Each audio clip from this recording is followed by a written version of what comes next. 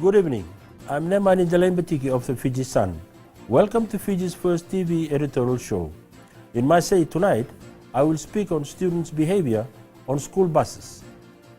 Students' hooliganism on school buses has gone too far. It must stop.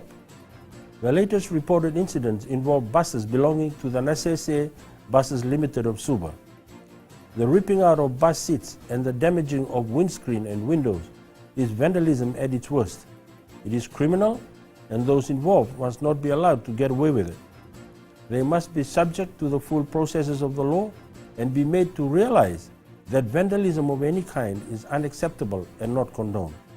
When a bus is moving, any activity on board is fraught with danger and can compromise the safety of the drivers and passengers.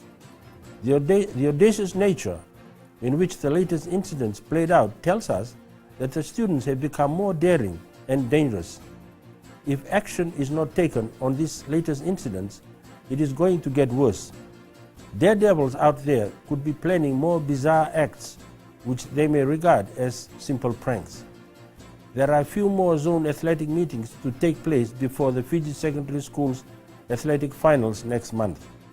In the coming weeks, there is potential for more violence, and the message must go out now that enough is enough. People are sick and tired of hearing and seeing scenes of violence by students, whether it is destruction or defacing of property, or the rivalry between students on the field spilling into the streets. It is serious and must be nipped in the bud. Violence is not the desired method to achieve an objective or to let off steam.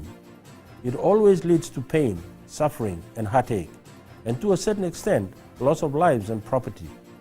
The violent behavior on the buses could endanger the lives of not only the perpetrators, but other fellow passengers and the drivers. How can we resolve this problem? First, each school bus must have an adult supervisor to ensure that students comply with the rules. The driver cannot drive and look after the students at the same time. When you have more than 60 screaming students breathing down your neck, it can be overwhelming. The supervisor can be a school teacher, a parent, land transport authority officer, or police officer. A meeting of all stakeholders will work out the mechanics. One of the contributing factors to party mood in buses is the loud music. When the music is blared by the bus driver or passengers carrying their own music, it creates this party atmosphere. Passengers join the fun, and some go further and do stupid things, like ripping out bus seats. Loud music must be banned in buses. Not all passengers like loud music. Some enjoy a quiet ride, read a book, listen to a favorite program, phone a friend or loved one, or simply take a nap before getting off at the next destination. The last thing they want is loud music. Overloading must stop. It's unhealthy and risky to students.